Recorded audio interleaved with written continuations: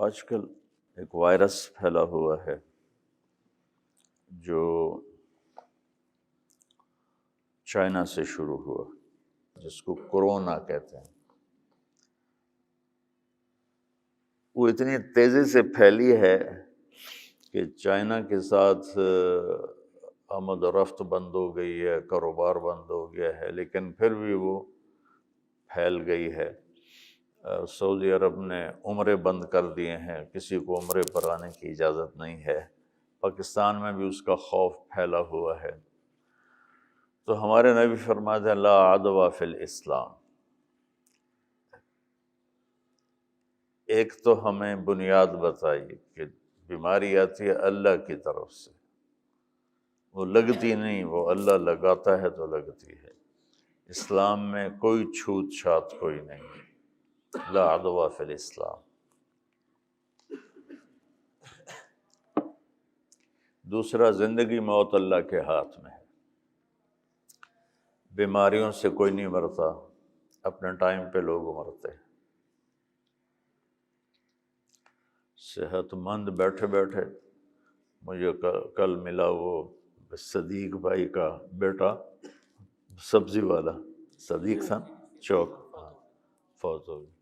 کہ وہ بیٹھا ہوا باپ میرا خبریں دیکھ رہا تھا اور ایک دم یوں ہوا تو ہم نے دیکھا تو مرا پڑا تھا، بس اس طرح ہوا اور مر گیا۔ تو اسلام میں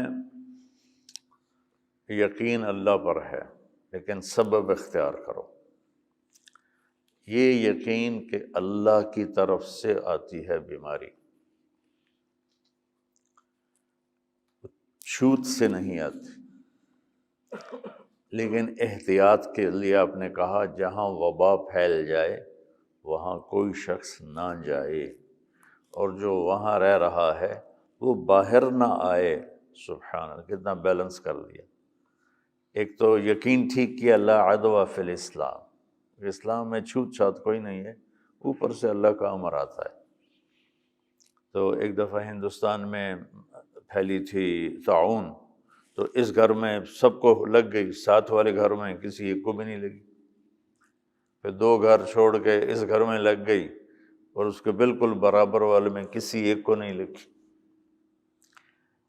تو یہ میں ریکارڈ کرا رہا ہوں پورے اپنے سامعین جو سنیں گے ان کی تسلی کے لیے، کہ ہمارا تو لا الہ الا اللہ پر ایمان ہے کہ ما شاء اللہ کان وما لم یشاء لم یکن، بلا تقدم ولا تأخر ولا تبدیل ولا تغییر۔